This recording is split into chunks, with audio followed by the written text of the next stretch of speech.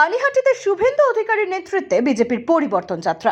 SIR ও CAA ইস্যুতে তৃণমূলকে তীব্র হুঁশিয়ারি। মঙ্গলবার এসআইআর ইস্যুতে পানিহাটির পথে শুভেন্দু অধিকারীর নেতৃত্বে বিজেপির মহামিছিল সংগঠিত হয়। সোদপুর ট্রাফিক মোড় থেকে পানিহাটি তেঁতুলতলা মোড় পর্যন্ত পরিবর্তন যাত্রা শীর্ষক এই মিছিলে শুভেন্দু অধিকারীর সঙ্গে পানিহাটির পথে হাঁটলেন ব্যারাকপুরের প্রাক্তন সাংসদ অর্জুন সিং, বিজেপি নেতা কৌস্তব বাগচি, চণ্ডীচরণ রায়, জয় সাহা সহ অন্যান্য বিজেপি নেতৃত্ব।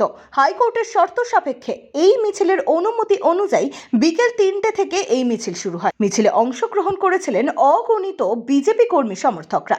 কিছুদিন আগেই রাজ্যে প্রথম এসআইআর আতঙ্কে আগরপাড়ার বাসিন্দা প্রদীপ করের মৃত্যুকে রাজনৈতিক ইস্যু করে আগরপাড়ায় মহামিছিল সংঘটিত হয়েছিল। সেই ঘটনার প্রতিবাদ জানিয়ে আজ শুভেন্দু অধিকারীর নেতৃত্বে পাল্টা মিছিল সংঘটিত হলো পানিহাটিতে।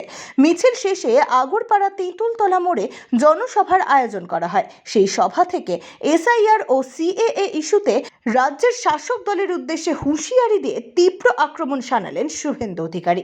সভা শেষে সাংবাদিকদের মুখোমুখি হন Suvendu Adhikari. Bureau report, Falakata Times.